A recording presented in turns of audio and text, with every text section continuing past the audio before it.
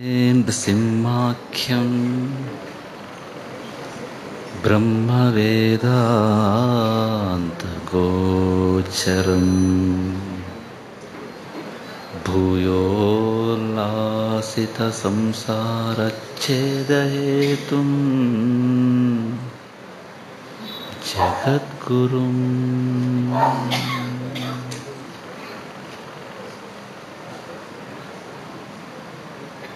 ಶ್ರೀ ಗುರುಭ್ಯೋ ನಮಃ. ಆತ್ಮೀಯ ಧರ್ಮ ಬಂಧುಗಳೇ,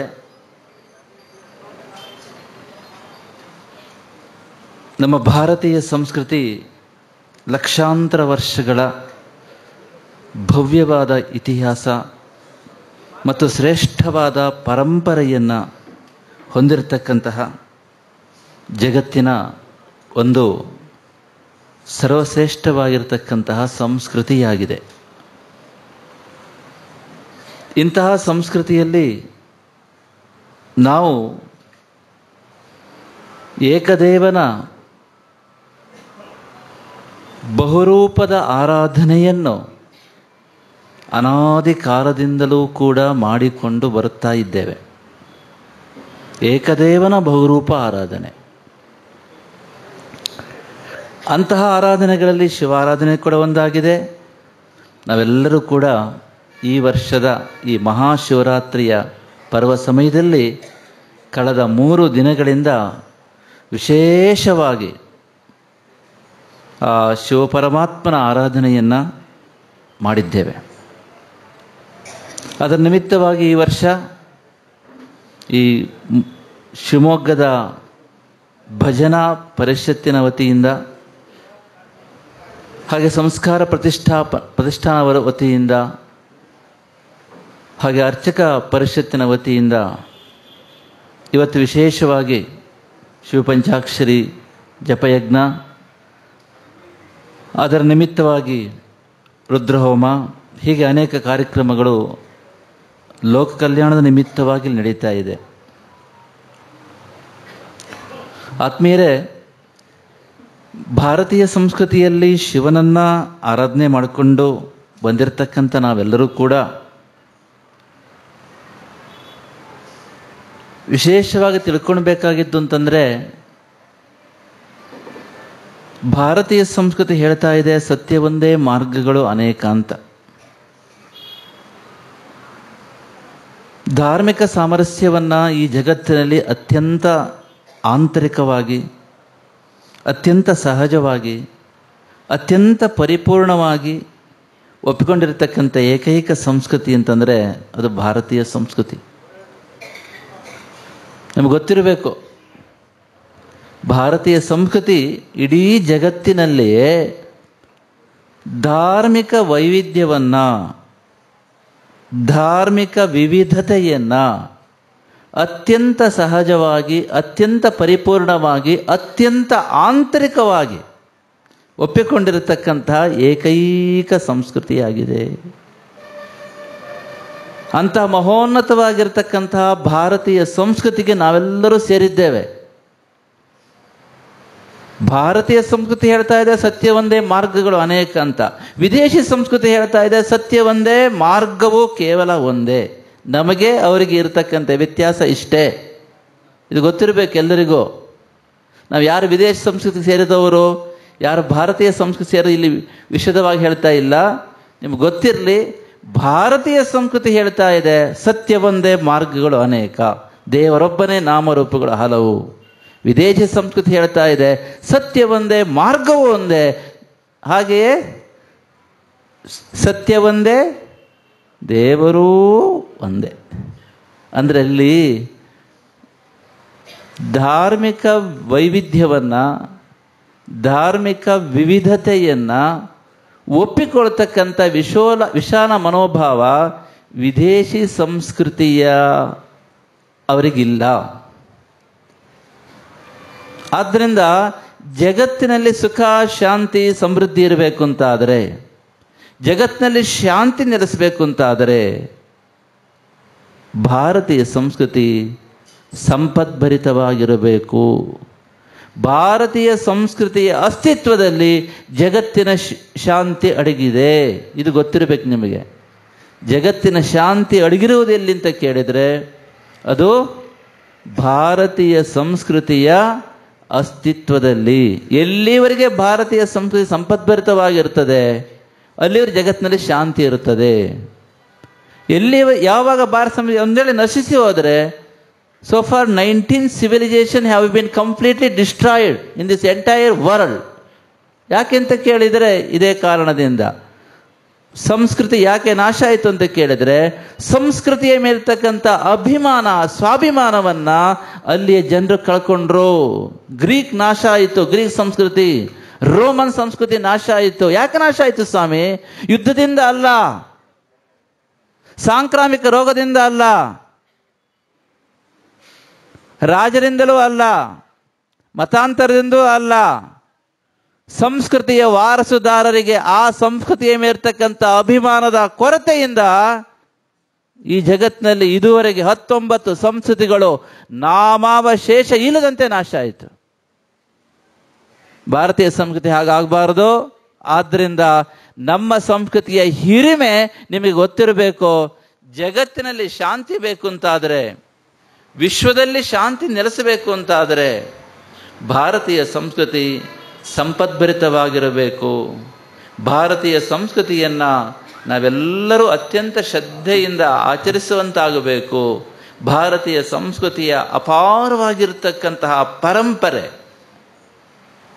ಅಪಾರವಾಗಿ ಶ್ರೇಷ್ಠವಾಗಿರ್ತಕ್ಕಂಥ ಅದರ ಆಚಾರ, ವಿಚಾರ, ನಂಬಿಕೆ, ಸಂಪ್ರದಾಯಗಳ ಬಗ್ಗೆ ನಮಗೆಲ್ಲರಿಗೂ ಸ್ವಾಭಿಮಾನ ಇರಬೇಕು. ಇದು ಮೊದಲು ತಾವೆಲ್ಲರೂ ತಿಳ್ಕೊಳ್ಳಿ. ಭಜನಾ ಪರಿಷತ್ತಿಗೆ ಮತ್ತೆ ಮೊದಲೇ ಹೇಳ್ತಾ ಇದ್ದೇವೆ, ನಾವು ನಮ್ಮಲ್ಲಿ ಏನಾಗಿದೆ ಅಂತ ಕೇಳಿದರೆ, ಭಾರತೀಯ ಸಂಸ್ಕೃತಿ ಸೇರ್ತಕ್ಕಂಥವ್ರು ಯಾರು, ವಿದೇಶಿ ಸಂಸ್ಕೃತಿ ಸೇರ್ತಕ್ಕಂಥ ಯಾರು ಅಂತ ಗುರುತಿಸಲಿಕ್ಕೂ ಕೂಡ ನಮಗೆ ಮರ್ತು ಹೋಗಿದೆ. ಸಮಾಜವನ್ನು ಹೊಡಿತಾ ಇಲ್ಲ ನಾವು ತಿಳ್ಕೊಳ್ಳಿ. ಭಾರತೀಯ ಸಂಸ್ಕೃತಿ ಬಲವಾಗಿದ್ದರೆ ಸಮಾಜದಲ್ಲಿ ಶಾಂತಿ. ಆದ್ದರಿಂದ ಭಾರತೀಯ ಸಂಸ್ಕೃತಿಯ ಬಗ್ಗೆ ಪದೇ ಪದೇ ಹೇಳ್ತಾ ಇದ್ದೇವೆ. ನಮ್ಮತನದ ಬಗ್ಗೆ ನಮಗೆ ಹಿರಿಮೆ ಇರಬೇಕು. ನಮ್ಮತನದ ಬಗ್ಗೆ ನಮಗೆ ಅಪಾರವಾಗಿರತಕ್ಕಂಥ ಅಭಿಮಾನ ಇರಬೇಕು. ಅಭಿಮಾನ ತುಂಬ ಒಳ್ಳೆಯದು, ಅದು ದುರಭಿಮಾನ ಇರಬಾರದು. ಆದ್ದರಿಂದ ಭಾರತೀಯ ಸಂಸ್ಕೃತಿಯ ಬಗ್ಗೆ ತಾವೆಲ್ಲರೂ ಕೂಡ ತಿಳ್ಕೊಳ್ಳಿ. ನಮ್ಮ ಸಂಸ್ಕೃತಿ ಜಗತ್ತಿನಲ್ಲೇ ಅತ್ಯಂತ ಪ್ರಾಚೀನವಾದ ಸಂಸ್ಕೃತಿಯಾಗಿದೆ. ಜಗತ್ತಿಗೆ ವಿಶ್ವಶಾಂತಿ ವಸುಧೈವ ಕುಟುಂಬಕಂ, ಇಡೀ ಜಗತ್ತೇ ಒಂದು ಮನೆ, ಕುಟುಂಬ ಅಂತ ಹೇಳಿರ್ತಕ್ಕಂಥ ಸಂಸ್ಕೃತಿನಾಗೆ ನಾವು ವಾರಸುದಾರರಾಗಿದ್ದೇವೆ. ಆದ್ದರಿಂದ ನಮಗೊಂದು ವಿಶೇಷ ಅಂತ ಕೇಳಿದರೆ, ನಮ್ಮ ಧರ್ಮದ ಬಗ್ಗೆ, ನಮ್ಮ ದೇವರ ಬಗ್ಗೆ, ನಮ್ಮ ಸಂಸ್ಕೃತಿಯ ಬಗ್ಗೆ, ನಮ್ಮ ಮಾತೃಭಾಷೆಯ ಬಗ್ಗೆ, ನಾವು ಮಾಡ್ತಕ್ಕಂಥ ವೃತ್ತಿಯ ಬಗ್ಗೆ, ನಮ್ಮ ಬಗ್ಗೆನೇ ನಮಗೆ 2ನೇ ದರ್ಜೆಯ ಭಾವನೆ ಅಲ್ವಾ? ಇದು ದೊಡ್ಡ ರೋಗ, ಇದು ಭಾರತೀಯರಿಗೆ ವಿಶೇಷವಾಗಿ. ಆದ್ದರಿಂದ ಗುಲಾಮಗಿರಿತನಕ್ಕೆ ಯಾಕೆ ಹೋಯ್ತು ಅಂತ ಕೇಳಿದರೆ, ಭಾರತೀಯರು ಈಗ ನೋಡಿ, ರೈತರನ್ನ ಕೇಳಿ ನೋಡಿ, ರೈತರು ಅಂತ ಹೇಳಲಿಕ್ಕೆ ಅವ್ರು ಹೆಮ್ಮೆಯಿಂದ ಹೇಳ್ಕೊಡೋದಿಲ್ಲ. ಅರ್ಚಕರು ಹೆಮ್ಮೆಯಿಂದ ಅರ್ಚಕರು ಅಂತ ಹೇಳ್ಕೊಳ್ತಕ್ಕಂಥ ಕಾಲ ಹೋಯ್ತು. ನಮ್ಮ ವೃತ್ತಿಯ ಬಗ್ಗೆ ನಮಗೆ ಸ್ವಾಭಿಮಾನ ಇಲ್ಲ, ನಮ್ಮ ಭಾಷೆಯ ಬಗ್ಗೆ ನಮಗೆ ಸ್ವಾಭಿಮಾನ ಇಲ್ಲ. ಯೋಚನೆ ಮಾಡಿದ್ವಿ, ಎಲ್ಲವೂ ಹೀಗೆ. ನಮ್ಮ ಸಂಸ್ಕೃತಿಯ ಬಗ್ಗೆ ನಮಗೆ ಸ್ವಾಭಿಮಾನ ಇಲ್ಲ, ನಮ್ಮ ದೇವರ ಬಗ್ಗೆ ನಮಗೆ ಸ್ವಾಭಿಮಾನ ಇಲ್ಲ. ಆದ್ದರಿಂದ ಭಾರತೀಯ ಸಂಸ್ಕೃತಿಯ ಆ ಶ್ರೇಷ್ಠತ್ವದ ಬಗ್ಗೆ ನಾವು ಎಚ್ಚೆತ್ತುಕೊಳ್ಳಬೇಕಾಗಿದೆ. ನಮ್ಮತನದ ಬಗ್ಗೆ ನಾವು ಸ್ವಾಭಿಮಾನವನ್ನು ಬೆಳೆಸ್ಕೊಳ್ಳಿಲ್ಲ ಅಂತಂದರೆ 19 ಸಂಸ್ಕೃತಿ ಆಗಿರ್ತಕ್ಕಂಥ ಗತಿ ಇನ್ನೊಂದು 200-300 ವರ್ಷಗಳಲ್ಲಿ ನಮ್ಮ ಸಂಸ್ಕೃತಿಗೂ ಬರುತ್ತೆ. ತಿಳ್ಕೊಳ್ಳಿ, ತುಂಬ ತುಂಬ ತುಂಬ ಕಷ್ಟದಲ್ಲಿದ್ದೇವೆ ನಾವು. ಎಚ್ಚೆತ್ತುಕೊಳ್ಳಿಲ್ಲ ಅಂದರೆ ಮತ್ತೆ ಎಚ್ಚೆತ್ತುಕೊಳ್ಳಿಕ್ಕೆ ಸಮಯ ಇರೋದಿಲ್ಲ. ಆದ್ದರಿಂದ ಮೊದಲು ತಿಳ್ಕೊಳ್ಳಿ, ನಾವು ಭಾರತೀಯ ಸಂಸ್ಕೃತಿಗೆ ಸೇರಿದ್ದೇವೆ. ನಮ್ಮ ಸಂಸ್ಕೃತಿಯೇ ಜಗತ್ತಿನಲ್ಲಿ ಪ್ರಾಚೀನತಮವಾದ ಸಂಸ್ಕೃತಿಯಾಗಿದೆ. ನಮ್ಮ ಸಂಸ್ಕೃತಿ ಮಾತ್ರ ಇಡೀ ಜಗತ್ತಿನಲ್ಲಿ ಧಾರ್ಮಿಕ ವೈವಿಧ್ಯವನ್ನು ಅತ್ಯಂತ ಸಹಜವಾಗಿ, ಅತ್ಯಂತ ಆಂತರಿಕವಾಗಿ, ಅತ್ಯಂತ ಪರಿಪೂರ್ಣವಾಗಿ ಒಪ್ಪಿಕೊಳ್ಳುತ್ತದೆ. ಆದ್ದರಿಂದಲೇ ನಾವು ಒಂದು ಕಡೆಯಿಂದ ಗಣಪತಿ ಪೂಜೆ ಮಾಡ್ತೇವೆ, ಇನ್ನೊಂದು ಕಡೆ ಶಿವ ಪೂಜೆ ಮಾಡ್ತೇವೆ, ಇನ್ನು ಮತ್ತೊಂದು ಕಡೆಯಿಂದ ಕೃಷ್ಣನ ಪೂಜೆ ಮಾಡ್ತೇವೆ, ಮತ್ತೊಂದು ಕಡೆ ನರಸಿಂಹ ಪೂಜೆ ಮಾಡ್ತೇವೆ. ಎಷ್ಟು ನೋಡಿ, ಸಂಸ್ಕೃತಿಯಲ್ಲಿ ವೈವಿಧ್ಯವನ್ನು ಅತ್ಯಂತ ಸಹಜವಾಗಿ ಒಪ್ಪಿಕೊಂಡಿದ್ದೇವೆ ನಾವು. ಇದು ಎಲ್ಲ ಕಡೆ ಕಾಣಲಿಕ್ಕೆ ಸಿಗುವುದಿಲ್ಲ. ಅದಕ್ಕೆ ನಾವು ಹೇಳ್ತಾ ಇದ್ದೇವೆ, ಸತ್ಯ ಒಂದೇ, ಮಾರ್ಗಗಳು ಅನೇಕ, ದೇವರೊಬ್ಬನೇ, ನಾಮರೂಪಗಳು ಹಲವು. ಇದು ಭಾರತೀಯ ಸಂಸ್ಕೃತಿಯ ಸಾರವಾಗಿದೆ. ಆದ್ದರಿಂದ ನಾವು ಅಂತಹ ಒಂದು ವಿಶಾಲವಾದ ದೃಷ್ಟಿಕೋನವನ್ನು ಹೊಂದಿರತಕ್ಕಂತಹ ಸಂಸ್ಕೃತಿಗೆ ವಾರಸುದಾರರು ಆಗಿದ್ದೇವೆ ಎನ್ನುವುದನ್ನು ನೀವೆಲ್ಲರೂ ಕೂಡ ಅತಿ ಎಚ್ಚರಿಕೆಯಿಂದ ಸದಾ ಗಮನದಲ್ಲಿ ಇಟ್ಟುಕೊಂಡಿರಬೇಕು. ಇಂತಹ ಭಾರತೀಯ ಸಂಸ್ಕೃತಿಯಲ್ಲಿ ಶಿವನ ಆರಾಧನೆಗೂ ಕೂಡ ಅತ್ಯಂತ ಮಹತ್ವದ ಸ್ಥಾನ ಇದೆ. ಶಿವನನ್ನೂ ಕೂಡ ಭಾರತೀಯ ಸಂಸ್ಕೃತಿ ಪರಬ್ರಹ್ಮನ ಒಂದು ಸ್ವರೂಪ ಅಂತ ಭಾವಿಸಿಕೊಂಡು ಆರಾಧಿಸಿಕೊಂಡು ಬರ್ತಾ ಇದೆ. ಶಿವ ಅಂತಂದರೆ ಜೀವ ಮತ್ತು ಜಗತ್ತನ್ನು ತನ್ನ ವಶದಲ್ಲಿ ಇಟ್ಟುಕೊಂಡು, ಶಿವ ಅಂದರೆ ವಶ, ಜೀವ ಮತ್ತು ಜಗತ್ತನ್ನು, ಈ ಜಗತ್ತನ್ನು, ಸಕಲ ಜೀವ ಸಂಕುಲಗಳ ರಾಶಿಯನ್ನು ಸದಾ ತನ್ನ ವಶದಲ್ಲಿಟ್ಟುಕೊಂಡು ಎಲ್ಲರಿಗೂ ಸದಾ ಮಂಗಳವನ್ನೇ ಯಾರು ಉಂಟು ಮಾಡ್ತಾನೋ ಅವನು ಶಿವ. ಶಿವ ಎನ್ನುವ ಪದಕ್ಕೆ ಅರ್ಥ ಈ ಜಗತ್ತನ್ನು, ಈ ಬ್ರಹ್ಮಾಂಡವನ್ನು ಹಾಗೂ ಬ್ರಹ್ಮಾಂಡದಲ್ಲಿರತಕ್ಕಂತಹ ಅಣುರೇಣು ತೃಣಕಾಷ್ಠಗಳಲ್ಲಿ ವ್ಯಾಪಕವಾಗಿರತಕ್ಕಂತಹ ಆ ಚೈತನ್ಯಮಯನಾಗಿರ್ತಕ್ಕಂಥ ಶಿವ ಏನು ಮಾಡ್ತಾ ಇದ್ದಾನಂತ ಕೇಳಿದರೆ, ಈ ಬ್ರಹ್ಮಾಂಡವನ್ನು ಮತ್ತು ಬ್ರಹ್ಮಾಂಡದಲ್ಲಿ ಇರತಕ್ಕಂಥ ಸಕಲ ಜೀವ ಜಂತುಗಳನ್ನು ತನ್ನ ವಶದಲ್ಲಿ, ತನ್ನ ನಿಯಂತ್ರಣದಲ್ಲಿ, ತನ್ನ ಅಧೀನದಲ್ಲಿ ಇಟ್ಟುಕೊಂಡು ಶಿವ ಪ್ರತಿಯೊಂದು ಜೀವಿಗಳಿಗೂ ಸದಾ ಮಂಗಳವನ್ನೇ ಉಂಟು ಮಾಡ್ತಾನೆ. ತಿಳ್ಕೊಳ್ಳಿ, ಕಷ್ಟ ಬಂದಾಗ ನಾವು ದೇವರನ್ನು ಬೈಬಾರದು, ಕಷ್ಟ ಬಂದಾಗ ದೇವರು ಕಷ್ಟ ಕೊಟ್ಟ ಅಂತ ಅನ್ಕೊಳ್ಬಾರದು. ನಾವು ಮಾಡಿರ್ತಕ್ಕಂಥ ಕರ್ಮಗಳಿಗೆ ಕಾಲವು ಪರಿಪಕ್ವವಾದಾಗ ಶುಭ ಮತ್ತು ಅಶುಭ ಫಲಗಳು ಬಂದೇ ಬರುತ್ತದೆ. No one can avoid this. ಯಾಕೆ ಅಂತ ಕೇಳಿದರೆ, this law of karma is inexorable and immutable. We have to experience our fruit of action at any cost. ಯಾರೂ ತಪ್ಪಿಸ್ಕೊಳ್ಳಿಕ್ಕೆ ಆಗೋದಿಲ್ಲ. ಸಮಾಜಕ್ಕೆ ಗೊತ್ತಾಗದಿದ್ದ ಹಾಗೆ, ಕಾನೂನಿಗೆ ಗೊತ್ತಾಗದಿದ್ದ ಹಾಗೆ ನೀವು ಬೇಕಾದ್ರೆ ಒಂದು ಕೆಟ್ಟ ಕರ್ಮ ಮಾಡಬಹುದು, ಆದರೆ ನಿಮ್ಮ ಆತ್ಮಕ್ಕೆ, ನಿಮ್ಮ ದೇಹವನ್ನು, ಇಂದ್ರಿಯಗಳನ್ನು, ಮನಸ್ಸನ್ನು, ಬುದ್ಧಿಯನ್ನು, ಅಹಂಕಾರವನ್ನು, ಚಿತ್ತವನ್ನು, ಪ್ರಾಣವನ್ನು ಪ್ರತಿಕ್ಷಣವು ಸಾಕ್ಷಿ ಚೈತನ್ಯವಾಗಿ ಬೆಳಗ್ತಾ ಇರತಕ್ಕಂತಹ ಆ ಶಿವನಿಗೆ ಗೊತ್ತಾಗದಿದ್ದ ಹಾಗೆ ಯಾವ ಕರ್ಮವನ್ನು ಯಾವ ಮನುಷ್ಯ ಎಂದೆಂದಿಗೂ ಮಾಡಲು ಸಾಧ್ಯ ಇಲ್ಲ. ಇದು ಒಂದು ಗೊತ್ತಿದ್ರೆ ಸಾಕು, ಮನುಷ್ಯ ಉದ್ಧಾರ ಆಗ್ತಾನೆ. ಅರ್ಥ ಆಯ್ತಾ? ಕಾನೂನು ಮಾಡೋದು ನಾವೇ, ಲೂಪೋಸ್ ನಮಗೆ ಚೆನ್ನಾಗಿ ಗೊತ್ತಿರುತ್ತೆ, ಏನು ಬೇಕಾದ್ರೆ ಮಾಡ್ತೀವಿ ನಾವು. ಆದರೆ ಶಿವನಿಗೆ ಮಾತ್ರ ಮೋಸ ಮಾಡೋಕ್ಕಾಗೋದಿಲ್ಲ. ಬಂದೇ ಬರುತ್ತೆ. ಉಪ್ಪು ತಿಂದವು ನೀರು ಕುಡಿಲೇಬೇಕು, ಯಾರೇ ಆಗಲಿ. ಆದ್ದರಿಂದ ತಿಳ್ತಕ್ಕಂಥ ವಿಷಯ. ಆದ್ದರಿಂದಲೇ ಶಾಸ್ತ್ರ ಹೇಳ್ತಾ ಇದೆ, ಶಿವ ತಪ್ಪು ಮಾಡೋದಿಲ್ಲ. ಶಿವ ಯಾಕೆ ತಪ್ಪು ಮಾಡ್ತಾನೆ? ಸದಾ ಪ್ರತಿ ಜೀವಿಗೂ, ಪ್ರತಿ ಒಂದು ಮನುಷ್ಯರಿಗೂ ಮಂಗಳವನ್ನೇ ಉಂಟು ಮಾಡ್ತಾನೆ. ಆದರೆ ನಾವು ಮಾಡತಕ್ಕಂಥ ಕರ್ಮಕ್ಕೆ ಅನುಸಾರವಾಗಿ ಆ ಕರ್ಮಗಳು ಕಾಲ ಪರಿಪಕ್ವಾದ ಫಲ ಕೊಡ್ತದೆ. ಇವತ್ತು ಮಾಡಿದ ಕರ್ಮ, ಇವತ್ತು ಮಾಡಿದ ಕೆಲಸ, ಇವತ್ತು ಮಾಡಿದ ಕಾಯಕ ಇವತ್ತೇ ಫಲ ಕೊಡ್ತದೆ ಹೇಳಲಿಕ್ಕಾಗೋದಿಲ್ಲ. 4 ವರ್ಷ ಸರಿಯಾಗಿ ಆಹಾರ ತೆಗೆದುಕೊಂಡಿಲ್ಲ ಅಂದರೆ ಚಿಕ್ಕ ವಯಸ್ಸಲ್ಲಿ ನಡೆದು ಹೋಗುತ್ತೆ. ಆದರೆ 40 ದಾಟಿದ ನಂತರ ಆ 4 ವರ್ಷ ಮಾಡಿರ್ತಕ್ಕಂಥ ಆ ಒಂದು ಕೆಟ್ಟ ಅಭ್ಯಾಸ ಏನಿದೆ ನೋಡಿ, ಅದು ಆಲ್ಸರೋ ಮತ್ತೊಂದು ಮಗದೊಂದು ಆಗಿ ಜೀವನ ಪರ್ಯಂತ ಅವನಿಗೆ ಫಲ ಕೊಡ್ತದೆ. ಹೌದಾ? ತಪ್ಪು ಮಾಡಿದ್ದು ಯಾವತ್ತು ಚಿಕ್ಕ ವಯಸ್ಸಿನಲ್ಲಿ, ಫಲ ಕೊಡೋದು ಕಾಲ ಪರಿಪಕ್ವಾದಾಗ. ಆದ್ದರಿಂದ ನಾವು ತಿಳ್ಕೊಬೇಕು, ಒಂದು ಕಷ್ಟ ಬಂತು ಅಂತಂದರೆ ನಾವು ಇಷ್ಟ ದೇವರನ್ನ ಬೈಬಾರದು.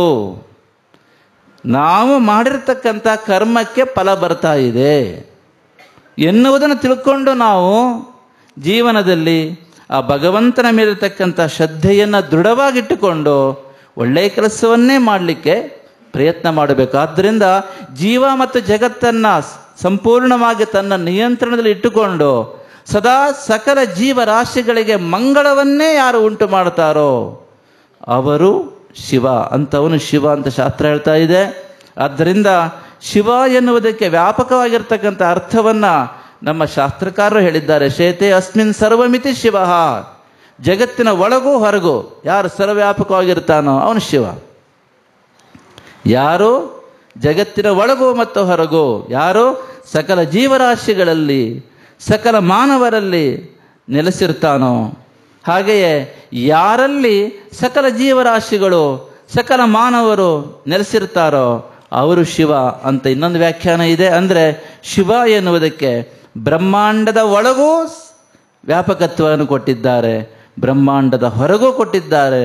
ಹೀಗೆ ಸರ್ವವ್ಯಾಪಕತ್ವವನ್ನು, ಸ್ವರೂಪ ವ್ಯಾಪಕತ್ವವನ್ನು, ಸರ್ವವ್ಯಾಪಕತ್ವ ಮತ್ತು ಸ್ವರೂಪ ವ್ಯಾಪಕತ್ವ ಇವೆರಡೂ ಸೇರಿದಾಗ ಪರಿಪೂರ್ಣ ವ್ಯಾಪಕತ್ವ ಆಗುತ್ತೆ. ಆದ್ದರಿಂದ ಪರಬ್ರಹ್ಮನಿಗೆ ಮಾತ್ರ ಈ ಜಗತ್ತಿನಲ್ಲಿ ಪರಿಪೂರ್ಣ ವ್ಯಾಪಕತ್ವ ಇರುತ್ತದೆ. ಆದ್ದರಿಂದ ಪರಬ್ರಹ್ಮ ಸ್ವರೂಪನಾಗಿರ್ತಕ್ಕಂಥ ಶಿವನ ಬಗ್ಗೆ ಹೇಳುವಾಗ ನಮ್ಮ ಹಿರಿಯರು ಹೇಳ್ತಾ ಇದ್ದಾರೆ, ಪರಬ್ರಹ್ಮನ ಸ್ವರೂಪನಾಗಿರ್ತಕ್ಕಂಥ ಶಿವ ಜಗತ್ತಿನ ಒಳಗೂ ಮತ್ತು ಹೊರಗೂ ಸರ್ವವ್ಯಾಪಕನಾಗಿ ಇದ್ದಾನೆ. ಸರ್ವವ್ಯಾಪಕನಾಗಿದ್ದು ಸಕಲ ಜೀವರಾಶಿಗಳನ್ನು, ಈ ಬ್ರಹ್ಮಾಂಡವನ್ನು ತನ್ನ ವಶದಲ್ಲೇ ಇಟ್ಟುಕೊಂಡು ಎಲ್ಲರಿಗೂ ಕೂಡ ಅವರವರ ಕರ್ಮಕ್ಕೆ ಅನುಸಾರವಾಗಿ ಫಲವನ್ನು ಕೊಡುವುದರ ಮೂಲಕ ಸಕಲ ಜೀವರಾಶಿಗಳಿಗೆ ಸದಾ ಮಂಗಳವನ್ನೇ ಉಂಟು ಮಾಡ್ತಕ್ಕಂಥವನು ಶಿವ ಅಂತ ನಮ್ಮ ಹಿರಿಯರು ಹೇಳ್ತಾ ಇದ್ದಾರೆ. ಅಂತಹ ಶಿವನನ್ನು ಜ್ಞಾನ ಸ್ವರೂಪದ ಸಾಧಕರು, ಜ್ಞಾನ ಮಾರ್ಗದ ಸಾಧಕರು ತತ್ವಸ್ವರೂಪದಲ್ಲಿ ಆರಾಧನೆ ಮಾಡ್ತಾರೆ. ಯೋಗ ಮಾರ್ಗದ ಸಾಧಕರು ಅದೇ ಶಿವನನ್ನು ನಿರಾಕಾರ ಸಗುಣ ರೂಪದಲ್ಲಿ ಆರಾಧನೆ ಮಾಡ್ತಾರೆ. ಹಾಗೆ ಭಕ್ತಿ ಮಾರ್ಗದ ಸಾಧಕರು ಸಾಕಾರ ಸಗುಣ ರೂಪದಲ್ಲಿ ಶಿವನನ್ನು ಆರಾಧನೆ ಮಾಡ್ತಾರೆ. ಶಿವನುಗಳು ಆ ಶಿವ ಬೇರೆ ಈ ಶಿವ ಬೇರೆ ಪರಿಕಲ್ಪನೆ ಇರ್ತದೆ, ಅದಂಥದ್ದು ಇಲ್ಲ, ತಿಳ್ಕೊಳ್ಳಿ. ಶಿವ ಒಬ್ಬನೇ. ಶಿವನನ್ನು ಅವರವರ ಸಾಧನೆಗೆ ಅನುಸಾರವಾಗಿ ಜ್ಞಾನ ಮಾರ್ಗದ ಸಾಧಕರು ಶಿವನ ಹೇಗೆ ಆರಾಧನೆ ಮಾಡ್ತಾರೆ, ನಿರ್ಗುಣ ನಿರಾಕಾರನಾಗಿ ಮಾಡ್ತಾರೆ. The ultimate sense, god is not A person, god is reality. ಅತ್ಯುನ್ನತ ಅರ್ಥದಲ್ಲಿ ದೇವರು ವ್ಯಕ್ತಿಯಲ್ಲ, ದೇವರು ತತ್ವ. ಇದು ಉಪನಿಷತ್ತು ಹೇಳುವುದು, ಪದೇ ಪದೇ ಹೇಳ್ತಾ ಇದೆ. ಉಪನಿಷತ್ತಲ್ಲಿ ವ್ಯಕ್ತಿ ಆರಾಧನೆ ಹೇಳಲಿಲ್ಲ. ಉಪನಿಷತ್ತು ಹೇಳ್ತಾ ಇದೆ ಅತ್ಯುನ್ನತ ಅರ್ಥದಲ್ಲಿ ದೇವರು ವ್ಯಕ್ತಿಯಲ್ಲ. ವ್ಯಕ್ತಿ ಅಂತ ಬಂದ ಕೂಡಲೇ ಅಲ್ಲಿ ಪರಿಪೂರ್ಣ ವ್ಯಾಪಕತ್ವ ಹೊರಟೋಗುತ್ತೆ. ಸ್ವರೂಪ ವ್ಯಾಪಕತ್ವ ಮತ್ತು ಸರ್ವವ್ಯಾಪಕತ್ವ ಎರಡೂ ಸೇರಬೇಕು ಅಂತಾದರೆ ತತ್ವವೇ ಆಗಿರಬೇಕು ದೇವರು. ಆದ್ದರಿಂದ ಶಿವನನ್ನು ಜ್ಞಾನ ಮಾರ್ಗದ ಸಾಧಕರು ತತ್ವ ರೂಪದಲ್ಲಿ ಆರಾಧನೆ ಮಾಡ್ತಾರೆ. ಸ್ವಲ್ಪ ಪತಂಜಲಿ ಯೋಗಶಾಸ್ತ್ರಕಾರ ಹೇಳ್ತಾ ಇದ್ದಾರೆ, ಅವರು ಬರೋ ಲೆವೆಲ್ಲಿ ಬರುವಾಗ ಅವ್ರು ಹೇಳ್ತಾ ಇದ್ದಾರೆ ಶಿವನನ್ನು ಅವರು ನಿರಾಕಾರ ಅಂತ ಹೇಳ್ತಾರೆ, ಆದರೆ ಸಗುಣ ನಿರಾಕಾರ ಅಂತ ಹೇಳ್ತಾರೆ. ಇದು ಯೋಗ ಮಾರ್ಗದ ಸಾಧಕರು ಶಿವನನ್ನು ಆರಾಧಿಸುವ ಕ್ರಮ. ಹಾಗೆಯೇ ಇನ್ನು ಭಕ್ತಿ ಮಾರ್ಗಕ್ಕೆ ಬಂದಾಗ, ಕೈಲಾಸವನ್ನು ಹೇಳ್ತೀವಲ್ಲ, ಲೋಕಕ್ಕೆ ಬಂದಾಗ ಅದೇ ಶಿವನನ್ನು ಭಕ್ತಿ ಮಾರ್ಗದ ಸಾಧಕರು ಸಗುಣ ಸಾಕಾರ ರೂಪದಲ್ಲಿ ಆರಾಧನೆ ಮಾಡ್ತಾರೆ. ಹೀಗಾಗಿ ಸಗುಣ ಸಾಕಾರ, ಸಗುಣ ನಿರಾಕಾರ ಮತ್ತು ನಿರ್ಗುಣ ನಿರಾಕಾರ, ಇದು ಮೂರು ಹಂತದಲ್ಲಿ ಒಂದೇ ಶಿವನನ್ನು ನಮ್ಮ ಋಷಿಮುನಿಗಳು ಆರಾಧಿಸುವ ಕ್ರಮ ನಮಗೆ ಹೇಗೆ ಕೊಟ್ಟಿದ್ದಾರೆ, ನಮ್ಮ ಋಷಿಮುನಿಗಳು ಅದನ್ನು ತಿಳಿಸ್ಕೊಟ್ಟಿದ್ದಾರೆ. ಅವರವರ ಅಭಿರುಚಿಗೆ ತಕ್ಕಂತೆ ಈ ಶಿವನನ್ನು ನಾವೆಲ್ಲರೂ ಕೂಡ ಆರಾಧಿಸಿಕೊಂಡು ಆ ಭಗವಂತನ ಅನುಗ್ರಹವನ್ನು ಪಡ್ಕೊಳ್ಬೋದು. ಅಂತಹ ನಿಟ್ಟಿನಲ್ಲಿ ಭಾರತೀಯ ಸಂಸ್ಕೃತಿ ಹೇಳ್ತಾ ಇದೆ, ಪ್ರತಿಯೊಬ್ಬರೂ ಕೂಡ ಆ ಭಗವಂತನನ್ನು ತತ್ವರೂಪದಲ್ಲೂ ಆರಾಧಿಸ್ಬೋದು, ಹಾಗೆ ಸಗುಣ ನಿರಾಕಾರ ರೂಪದಲ್ಲೂ ಆರಾಧಿಸ್ಬೋದು, ಹಾಗೆ ಸಗುಣ ಸಾಕಾರ ರೂಪದಲ್ಲೂ ಕೂಡ ಆರಾಧಿಸಬಹುದು. ಈ ಅವತಾರಗಳು ಬಂದಾಗ ಸಗುಣ ಸಾಕಾರ ಆಗ್ತದೆ. ಧ್ಯಾನ ಮಾರ್ಗ ಯೋಗ ಮಾರ್ಗಕ್ಕೆ ಬಂದಾಗ ಸಗುಣ ನಿರಾಕಾರ ಆಗುತ್ತೆ. ಇನ್ನು ತತ್ವ ಮಾರ್ಗ ಜ್ಞಾನ ಮಾರ್ಗಕ್ಕೆ ಬಂದಾಗ ಅದು ಕೇವಲ ನಿರ್ಗುಣ ನಿರಾಕಾರವಾಗಿರ್ತದೆ.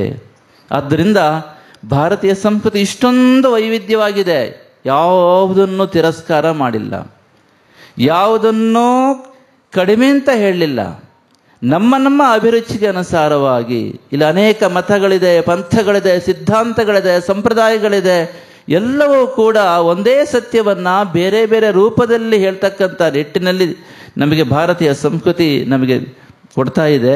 ಆದ್ದರಿಂದ ಇಂತಹ ಮಹೋನ್ನತವಾಗಿರ್ತಕ್ಕಂಥ ಸಂಸ್ಕೃತಿಗೆ ನಾವೆಲ್ಲರೂ ವಾರಸುದಾರರಾಗಿದ್ದೇವೆ. ಆದ್ದರಿಂದ ನಮ್ಮಲ್ಲಿರ್ತಕ್ಕಂತಹ ವಿವಿಧತೆಯನ್ನು ನಾವು ಎಂದಿಗೂ ಕೂಡ ಒಡೆಯುವ ನಿಟ್ಟಿನಲ್ಲಿ ನೋಡಬಾರದು.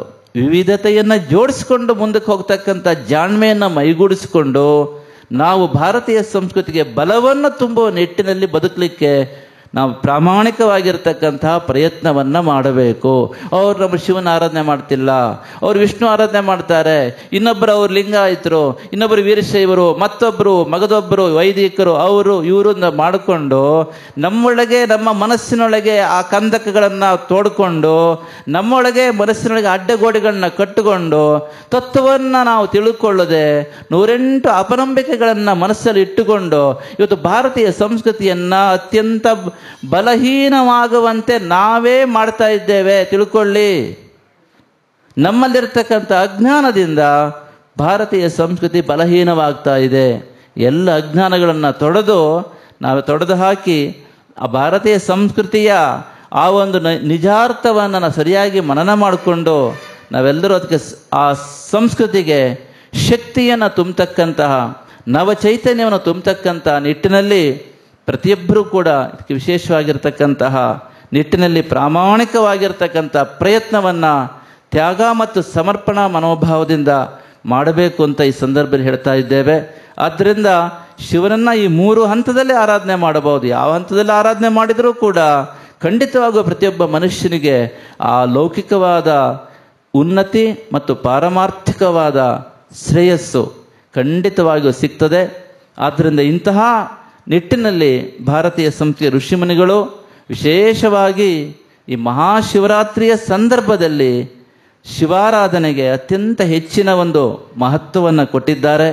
ಮಹಾಶಿವರಾತ್ರಿ ಈ ಪರ್ವ ದಿನಗಳಲ್ಲಿ ಶಿವನ ಆರಾಧನೆ ಮಾಡಿದರೆ ಶಿವನು ಅಖಂಡವಾಗಿರತಕ್ಕಂಥ ಐಶ್ವರ್ಯವನ್ನು ಎಲ್ಲ ಸದ್ಭಕ್ತರಿಗೆ ಪರಿಪೂರ್ಣವಾಗಿ ಪ್ರಸಾದ ಕೊಡ್ತಾನೆ ಎನ್ನುವುದನ್ನು ಶಿವಪುರಾಣ ಹೇಳ್ತಾ ಇದೆ. ಅಂಥ ಒಂದು ನಿಟ್ಟಿನಲ್ಲಿ ಈ ಭಜನಾ ಪರಿಷತ್ತಿನ ಮೂಲಕವಾಗಿ ಇವತ್ತು ವಿಶೇಷವಾಗಿರ್ತಕ್ಕಂಥ ಪಂಚಾಕ್ಷರಿ ಮಹಾಜಪ ಯಜ್ಞದ ಒಂದು ನಿಮಿತ್ತವಾಗಿ 5 ವರ್ಷಗಳಿಂದ ಈ ಒಂದು ಕಾರ್ಯಕ್ರಮ ನಡ್ಕೊಂಡು ಬರ್ತಾ ಇದೆ. ಅದಕ್ಕೆ ವಿಶೇಷವಾಗಿ ಇವತ್ತು ಆ ಒಂದು ಲೋಕ ಕಲ್ಯಾಣಾರ್ಥವಾಗಿ ಆ ಪಂಚಾಕ್ಷರಿ ಮಹಾಯಜ್ಞವೂ ಕೂಡ ಇಲ್ಲಿ ನಡೆದಿದೆ. ತಾವೆಲ್ಲ ಭಜನಾ ಪರಿಷತ್ತಿನ ಅತಿ ವತಿಯಿಂದ ವಿಶೇಷವಾಗಿ ಹೇಳಬೇಕು ಅಂತಾದರೆ ಭಜನಾ ಪರಿಷತ್ ಅಧ್ಯಕ್ಷ ಆಗಿರ್ತಕ್ಕಂತಹ ನಮ್ಮ ಶಬರೀಶ್ ಅವರು ವಿಶೇಷ ಮುತುವರ್ಜಿಯಿಂದ ಈ ಕಾರ್ಯವನ್ನು ಪ್ರತಿ ವರ್ಷವೂ ಕೂಡ ಮಾಡಿಕೊಂಡು ಬರ್ತಾ ಇದ್ದಾರೆ.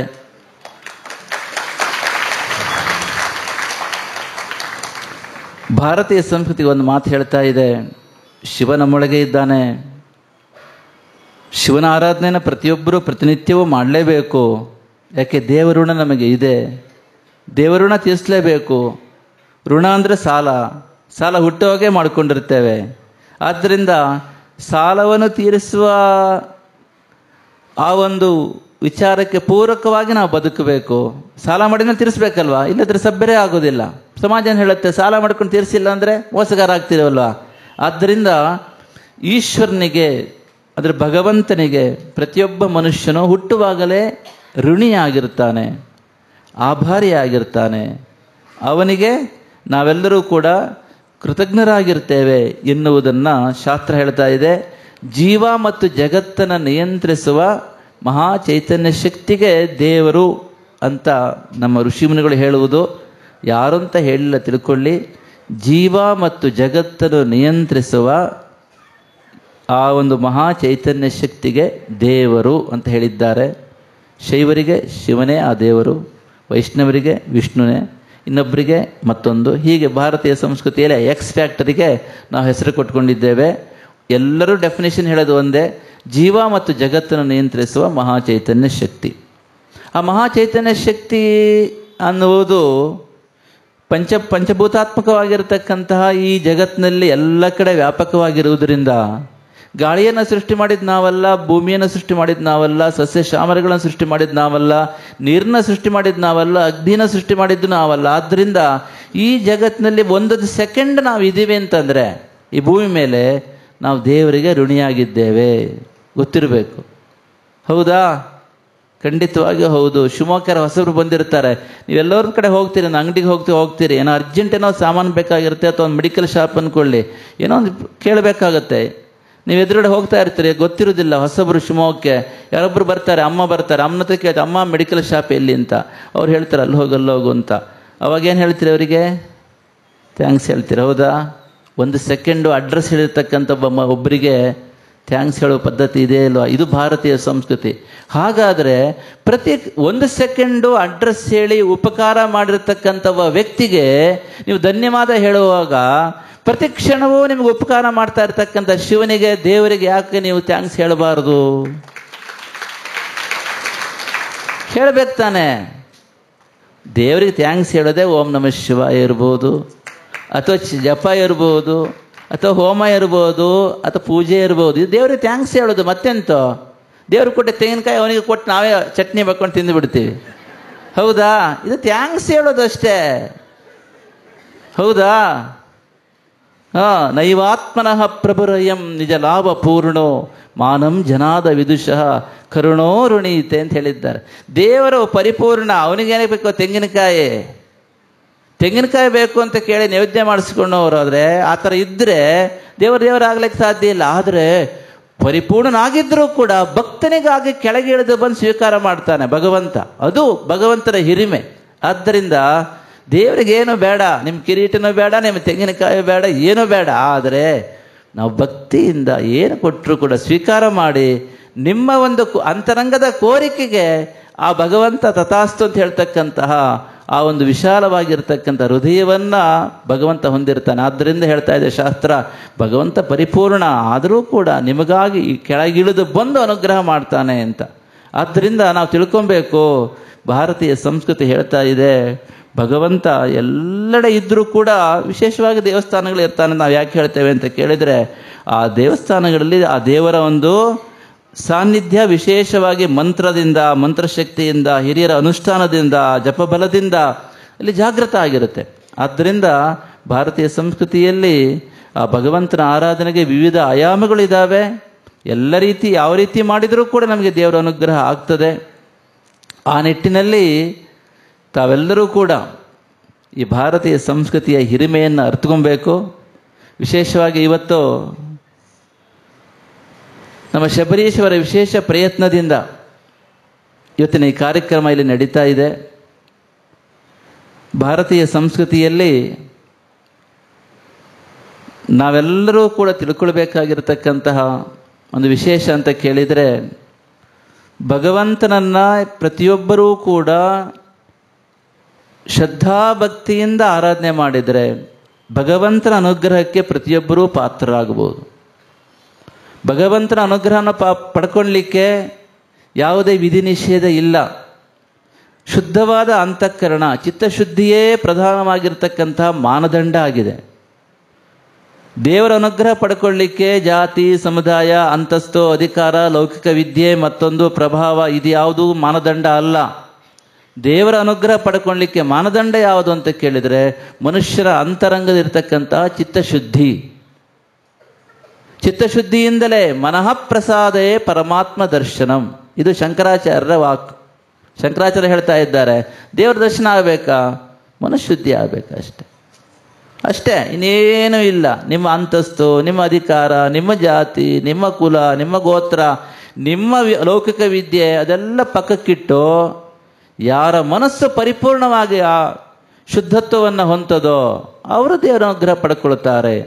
ಕಲಿಯುಗದಲ್ಲಿ ವಿಶೇಷವಾಗಿ ಎಲ್ಲರಿಗೂ ಎಲ್ಲ ರೀತಿಯ ಅನುಷ್ಠಾನ ಮಾಡಲಿಕ್ಕೆ ಆಗೋದಿಲ್ಲ. ಆದರೆ ಭಜನೆ ಇರ್ಬೋದು, ಅಥವಾ ನಾಮಜಪ ಇರ್ಬೋದು, ಇವೆಲ್ಲವನ್ನೂ ಕೂಡ ಎಲ್ಲರೂ ಮಾಡಬಹುದು. ಅಂತಹ ನಿಟ್ಟಿನಲ್ಲಿ ಈ ರೀತಿ ಏರ್ಪಾಡು ಮಾಡಿರ್ತಕ್ಕಂಥವರು ನಮ್ಮ ಭಜನಾ ಪರಿಷತ್ತಿನವರು. ನಿಮಗೆಲ್ಲರಿಗೂ ಕೂಡ ಆ ದೈವಾನುಗ್ರಹವನ್ನು ಜೀವನದಲ್ಲಿ ಪರಿಪೂರ್ಣವಾಗಿ ಪಡ್ಕೊಳ್ಳಿಕ್ಕೆ ಒಂದು ವೇದಿಕೆಯನ್ನು ಹಾಕಿಕೊಟ್ಟು ಎಲ್ಲ ರೀತಿಯಲ್ಲೂ ಕೂಡ ಆ ಸತ್ಸಂಗಕ್ಕೆ ಏರ್ಪಾಡು ಮಾಡಿಕೊಟ್ಟು ತಾವೆಲ್ಲರೂ ಕೂಡ ಜೀವನದಲ್ಲಿ ಭಗವಂತನ ಅನುಗ್ರಹ ಪಡ್ಕೊಳ್ಳಿಕ್ಕೆ ಒಂದು ಮಾರ್ಗವನ್ನು ಭಜನಾ ಪರಿಷತ್ತು ಮಾಡ್ತಾ ಇದೆ.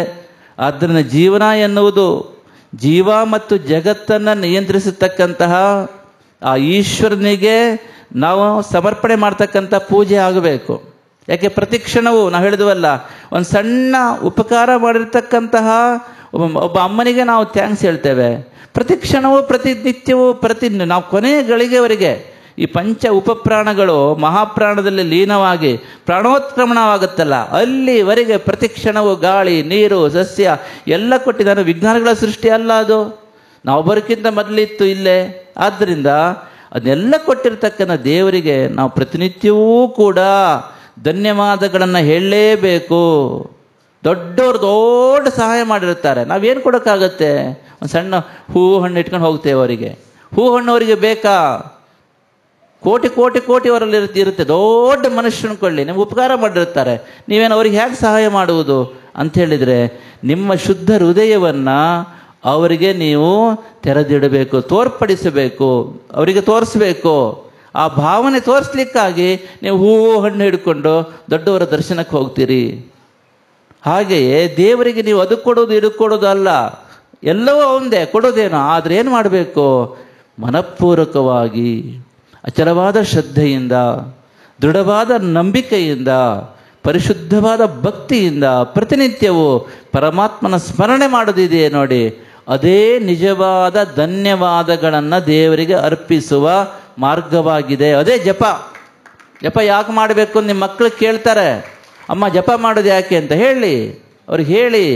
ನೋಡಪ್ಪ, ಉಪಕಾರ ಮಾಡಿದವರಿಗೆ ಸ್ಮರಣೆ ಮಾಡ್ಕೊಳ್ತಕ್ಕಂಥ ನಮ್ಮ ಕರ್ತವ್ಯ. ನಾವು ಯಾರಿಂದ ಉಪಕೃತರಾಗಿರ್ತೀವೋ, ಉಪಕಾರನ ಪಡ್ಕೊಂಡಿರ್ತೀವೋ, ನಾವು ಅವ್ರನ್ನ ಸ್ಮರಣೆ ಮಾಡಬೇಕು. ಆದ್ದರಿಂದ ನಮಗೆ ದೇವರೆಲ್ಲ ಕೊಟ್ಟಿದ್ದಾನೆ. ಗಾಳಿ ಕೊಟ್ಟಿದ್ದಾನೆ, ನೀರು ಕೊಟ್ಟಿದ್ದಾನೆ, ಭೂಮಿ ಕೊಟ್ಟಿದ್ದಾನೆ, ಯೋಚನೆ ಮಾಡಲಿಕ್ಕೆ ಒಳ್ಳೆ ಬುದ್ಧಿ ಕೊಟ್ಟಿದ್ದಾನೆ, ನೋಡ್ಲಿಕ್ಕೆ ಕಣ್ಣು ಕೊಟ್ಟಿದ್ದಾನೆ. ಆದ್ದರಿಂದ ಅದು ಇರುವಷ್ಟು ದಿವಸ ನಾವು ಒಂದು ದೇವರಿಗೆ ಒಂದು 2 ನಿಮಿಷ, 3 ನಿಮಿಷ, 5 ನಿಮಿಷ ಥ್ಯಾಂಕ್ಸ್ ಹೇಳಬೇಕು. ಇದು ಈ ರೀತಿ ಮಕ್ಕಳಿಗೆ ಹೇಳಿದಾಗ ನಮ್ಮ ಮಕ್ಕಳು ಕೂಡ ನಮ್ಮ ಮನೆಯಲ್ಲಿ ದಿವಸ ಒಂದು ಜಪ ಮಾಡಿಕೊಳ್ತಾರೆ, ದೇವರ ಸ್ಮರಣೆ ಮಾಡಿಕೊಳ್ತಾರೆ.